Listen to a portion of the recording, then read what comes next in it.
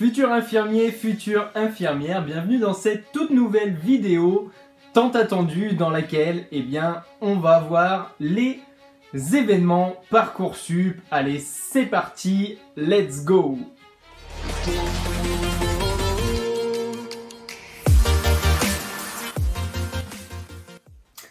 Yes! Alors, pourquoi vidéo tant attendue?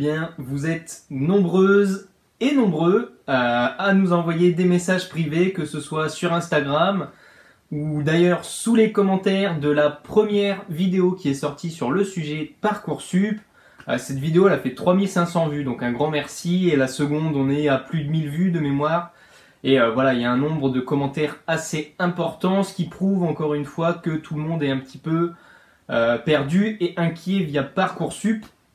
Alors pour cette troisième vidéo, je vous propose de parler de plusieurs sujets. Comment ça se déroule à l'heure actuelle, on est bientôt sur la dernière ligne droite, très clairement. On va voir ce qui s'est passé le 29 et le 30 juin et le 1er juillet, puisque je vous avais annoncé des grosses baisses. Donc qu'est-ce qu'il en est et est-ce que j'avais raison? Ensuite, on verra ce qui va se passer le 17 juillet et aussi la suite, s'il y en a une, puisque vous êtes beaucoup à nous demander qu'est-ce qui va se passer une fois la clôture du Parcoursup. Alors, la première chose, félicitations à toutes celles et ceux qui ont été pris en IFSI. C'est top, et tout simplement les listes, effectivement, elles ont descendu, même s'il a fallu être très patient ces dernières semaines. C'est quelques places qui partaient chaque jour. Alors quand je dis ces dernières semaines, c'est celle de juin. Des personnes qui gagnaient 2 à 3 places par jour, donc c'était vraiment très long. Et la dernière ligne droite, mentalement, elle est très compliquée, ce que je peux tout à fait comprendre. Vous êtes très impatient aussi de savoir si vous allez être pris ou non, et surtout inquiet, ce qui est logique, sachant que Parcoursup, c'est vraiment l'océan, le flou. On comprend pas grand chose, alors on va essayer d'éclaircir tout ça dans cette vidéo. Donc tout s'est déroulé comme prévu, les listes ont descendu à un rythme lent on va dire, mais beaucoup de personnes aujourd'hui sont placées, ce qui est plutôt une bonne nouvelle. Pour ceux qui ont été pris en IFSI, sachez que dans les semaines à venir, vous allez avoir une formation accompagnement spécialement dédiée à la première année d'IFSI, donc vous retrouvez les liens dans les commentaires si vous arrivez un petit peu plus tard que la sortie de cette vidéo. Sinon, restez connectés, ça arrive très vite, abonnez-vous à cette chaîne. Pour les autres qui sont encore en liste d'attente, alors première chose, pas d'inquiétude, forcément il y a toujours des personnes en liste d'attente. Avant qu'on commence le sujet, les sujets suivants que je vous ai énumérés, on va parler d'une chose. Préparez-vous des porte de sortie, tout du moins, sachez ce que vous allez faire si vous n'êtes pas pris en IFSI. Alors j'ai eu des retours en privé, donc certains sont pris en fac de psycho, certains sont pris sur d'autres projets, sur des BTS, etc. Assurez-vous dans tous les cas de partir sur quelque chose, même si c'est un service civique, etc.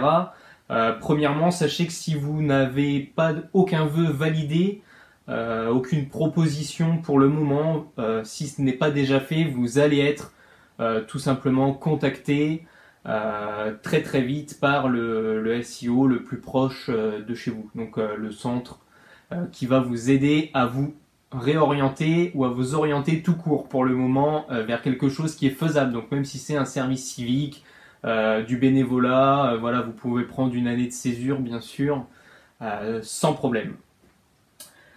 Alors qu'est-ce qui s'est passé le 36 et le 1er 7? Donc, sur ces 2 jours-là, Parcoursup a tout simplement envoyé des messages à absolument tous les candidats, les invitant à épurer leur liste d'attente. En fait, c'est une incitation à faire baisser les listes. Alors, il y en a qui sont tombés dans le piège et qui ont définitivement validé un vœu qui en fait n'était pas leur top vœu, leur premier vœu qu'ils voulaient, et ils ont perdu toutes les autres listes d'attente. Donc pour ça, vous n'hésitez pas à appeler Parcoursup, à prendre contact avec eux, et ils vous rétablissent la liste d'attente à la place à laquelle vous étiez. Donc pour ça, pas de crainte. Si vous faites des mauvaises manipulations sur Parcoursup, ou si vous avez quelconque question, vous pouvez les contacter, c'est ce que plusieurs personnes font. Mais après les avoir contactés, vous revenez vers nous parce que c'est pas clair. Donc bon bah il faut quand même prendre contact avec quelqu'un de toute façon, sachant que les IFSI n'ont pas forcément les informations pour le moment pour vous renseigner. Donc préférez contacter Parcoursup et après bah, nous en privé on essaye de vous guider au mieux. Donc effectivement il y a eu une grosse épuration. Alors comment je le sais puisque je ne suis pas sur Parcoursup? Tout simplement, j'ai fait appel à notre communauté Instagram, donc rejoins-nous si tu n'es pas encore sur notre compte Instagram. Mais merci à tous ceux qui m'ont fait un retour et qui m'ont permis de monter cette vidéo sur des statistiques claires et fiables, plutôt que de dire un peu n'importe quoi comme on peut voir sur les réseaux, sur les posts de blog. Sur Parcoursup, on peut lire tout et n'importe quoi, et je le rappelle, c'est un peu un flou artistique, donc n'importe qui peut inventer ce qu'il veut. Nous, ce qu'on regarde, c'est tout simplement les chiffres et ce qui se passe, et on va surtout apprendre de cette année pour l'année prochaine. Alors, on a eu beaucoup de retours, notamment celui de Camille, qui gagnait quelques places chaque jour, et le 30 et le 1er, donc en gros sur 48 heures, cela se passe, où on vous incite à valider votre vœu principal, ou seulement garder le vœu qui a été validé et une ou deux liste d'attente. Donc en gros, le but c'est que si vous êtes 5000 sur liste d'attente, clairement, vous abandonniez le vœu parce que ce n'est plus possible, donc pour que chacun redescende. Bon, ce qui n'a pas trop de logique, si vous êtes 5000, vous n'aurez pas grand impact sur les personnes que ça peut intéresser. En gros, Parcoursup sur ces 2 jours-là vous incite tout simplement à valider votre vœu principal, si vous avez été accepté. Donc ça leur permet d'enlever tout simplement des grosses variables un petit peu partout dans les listes d'attente. Et le but étant de vous réduire à un vœu validé et 1 ou 2 listes d'attente, 3 maximum, ce qui paraît tout à fait logique, parce que si vous avez 15 vœux en attente, vous mangez 15 places dans les listes d'attente. Bref. Donc Camille nous a fait un super retour, qui gagnait quelques places chaque jour. Alors sur ces différentes listes, donc elle est passée du 29, elle était 630, elle est passée 466e. Elle était 101e dans un autre IFSI, elle est passée 58e. Ça sent bientôt la fin. Elle est passée de 277 à 178 et de 150 à 98. Donc le tout en 48 heures. Donc elle a gagné à peu près une cinquantaine à 100 places en 2 jours alors qu'elle en gagnait 3 à 5 par jour. Donc vous voyez que l'épuration elle a très très bien marché. Maintenant, on a un retour de Charlotte. Qui était en mai, donc 1300e dans un IFSI, en mai, lors des mises en place des listes d'attente. Elle était 1300e. Le 29 juin, elle était 78e, donc vous voyez qu'elle a quand même fait une descente de plus de 1200 places naturellement. Et donc elle est passée de 78e à 58e en 48 heures. Donc vous voyez que le chiffre n'est pas énorme, mais plus on est bas, moins on baisse, ce qui paraît plutôt logique, on en reparlera après. Mais en gros, elle a gagné 20 places en 2 jours, alors que d'habitude, elle en gagnait 3 par jour. Donc elle a quand même eu une descente un petit peu plus conséquente. Alors, moralité de tout, alors je ne vais pas citer chaque personne qui m'a contacté et chacun vos listes, puisque c'est propre à chacun, mais j'en ai fait une synthèse, et cette synthèse, quelle en est la moralité? C'est que les personnes qui étaient entre 0 et 100 sur la liste d'attente, elles ont eu une descente un petit peu plus que d'habitude, donc on va dire une dizaine par jour au lieu de 2-3 places, mais ça n'a pas été extraordinaire. Par contre, pour les personnes qui ont été entre 100 et qui étaient entre 100 et 500e sur les listes d'attente, franchement, vous avez eu de très très belles descentes, donc franchement pour vous, vous êtes toujours dans la course, autant vous le dire. Ça a bien bougé, vous avez gagné autour de 100-200 places, franchement ce qui est pas mal. Pour les autres qui étaient à plus de 500 sur la liste d'attente, franchement un gros waouh. Alors c'est pas gagné, c'est pas gagné, mais franchement la descente elle a été dingue. J'ai eu un retour de Agathe qui a gagné 400 places en 48 heures. Franchement c'est vraiment pas mal, 400 places en 48 heures, ça fait plaisir. Et surtout, ça redonne espoir. Alors, suivant où est-ce que vous êtes placé aujourd'hui, comment savoir si c'est gagné ou non? On va mettre les choses au clair sur plusieurs points que je reçois en privé. Première chose, la liste d'appels, c'est du chiquet. La liste d'appels, elle se base, en tout cas vous pouvez vérifier quand est-ce que vous allez être appelé par rapport à l'année précédente. Sauf que cette année, ils ont démultiplié la possibilité de faire des vœux. Donc des vœux, il y en a eu 2 fois plus. Donc en fait, la liste d'appels, elle est totalement faussée puisqu'il y a beaucoup plus de postulants que l'année dernière. Mais ça veut dire qu'il y a aussi beaucoup plus de personnes du coup qui vont abandonner. Donc cette liste d'appels, malheureusement pour cette année, on peut pas s'y fier et clairement ça se voit déjà dans les chiffres que c'est n'importe quoi puisqu'il y a des personnes. Alors si l'année dernière le dernier appelé était 200e, cette année ça va être le 500e. Donc honnêtement, enfin il y a déjà des personnes en liste d'appel 500e qui ont été prises. Donc je ne sais pas où est-ce que ça va s'arrêter. Mais clairement, c'est vraiment du n'importe quoi cette liste d'appel pour cette année. Le concept est top, mais cette année, comme les vœux ont eu la possibilité d'être démultipliés par IFSI, par région, clairement c'est du n'importe quoi. Deuxième chose, alors je bois un petit coup. Alors aujourd'hui, je suis sponsorisé par une boutique qui s'appelle Mon Shop Idéal. Maintenant, on est sponsor dans les vidéos. Le t-shirt et les tasses, ça vient de chez eux, donc vous aurez le lien dans la description si ça vous intéresse. Alors, la deuxième chose que l'on doit mettre au clair, votre place sur la liste d'attente à l'heure actuelle, elle ne veut toujours rien dire. Avant, elle ne voulait absolument rien dire. Mais si vous me dites je suis 250e, est-ce que je peux être pris ? Clairement, je n'ai pas la réponse, puisque personne ne l'a.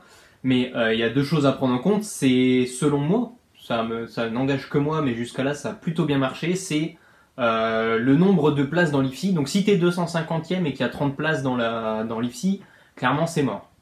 Maintenant, si aujourd'hui tu es 250e, mais que c'est une promo de 200 personnes, là, tu comprends que le rapport, il n'est pas le même et qu'il y a toujours des possibilités.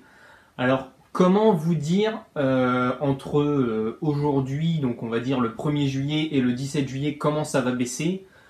Honnêtement, je parierais que ça va repartir sur une baisse très stagnante et très progressive, très lente. Donc effectivement, pour vous, si toi tu es dans cette situation où tu es 250e par exemple, on va prendre une moyenne qu'on retrouve le plus souvent. Si aujourd'hui tu es 250e, je pense pas que tu seras appelé d'ici le 17 juillet. Par contre, on va en parler après, ce sera tout à fait possible. Donc, ne vous basez pas sur la liste d'appels. Mince, qu'est-ce que j'ai dit ? Donc, la liste d'appels, c'est du n'importe quoi.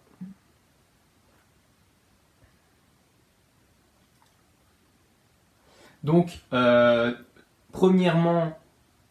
Putain, merde.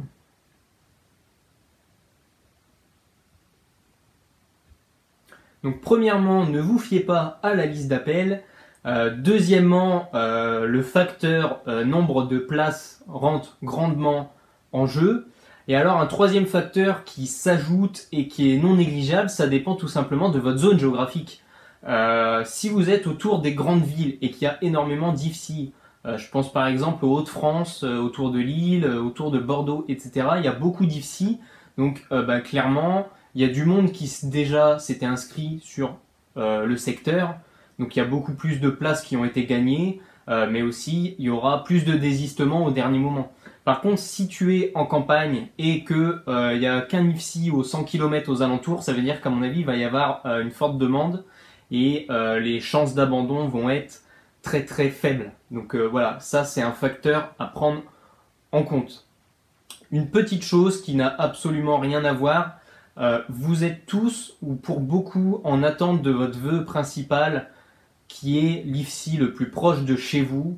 Alors si vous avez déjà reçu une proposition, c'est génial, mais déjà, profitez de cette proposition. Et malheureusement, on ne peut pas toujours être pris dans l'IFSI qui se trouve en face de chez soi. Donc il faut savoir faire des concessions.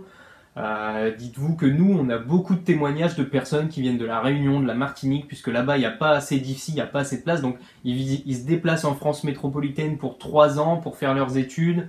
Clairement, ils vont vivre une aventure, mais vous aussi, ça peut être l'occasion de partir de chez vos parents ou autre. On fera d'autres vidéos sur comment organiser votre rentrée et voilà comment faire si vous partez plus loin que chez vous et de chez vos parents. Mais sachez que pour les études, c'est pas c'est pas dingue quoi. Ne vous inquiétez pas si vous n'êtes pas pris à l'IFSI qui est en face de chez vous, qui est le plus proche de chez vous clairement, être loin et c'est tout simplement une possibilité et donnez-vous les possibilités de réussir votre formation. Si c'est vraiment ce que vous voulez faire, sinon abandonnez tout de suite vos vœux.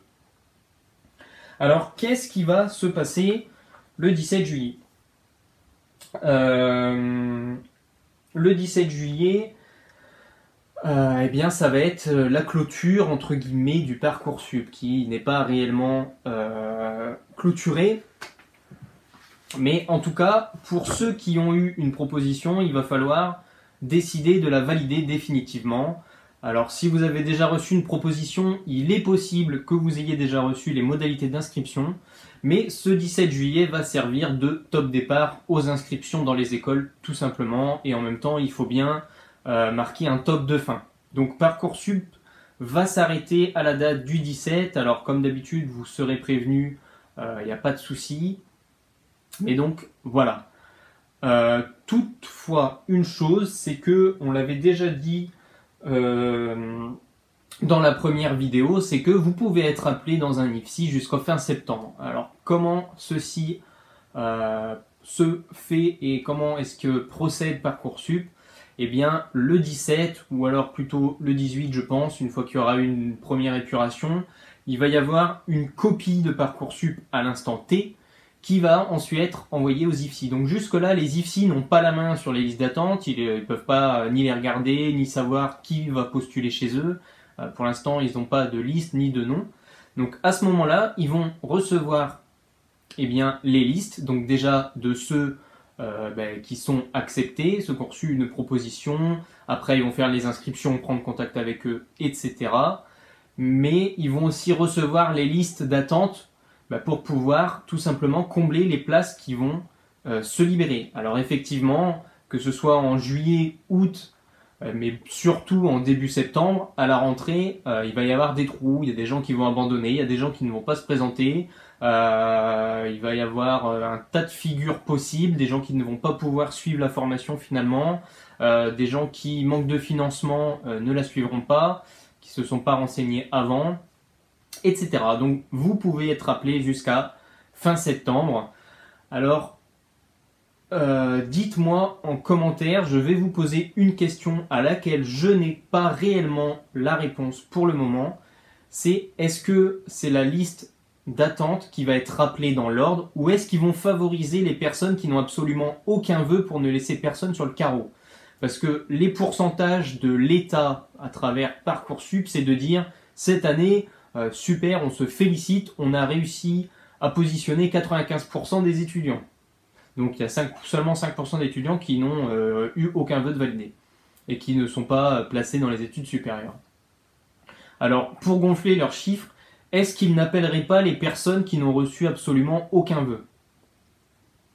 Donc ça, honnêtement, c'est à voir. Pour moi, c'est clairement une question à laquelle je n'ai pas encore la réponse. Donc je vous invite à me rejoindre dans la zone commentaire pour qu'on parle de cette question. Donc voilà pour clôturer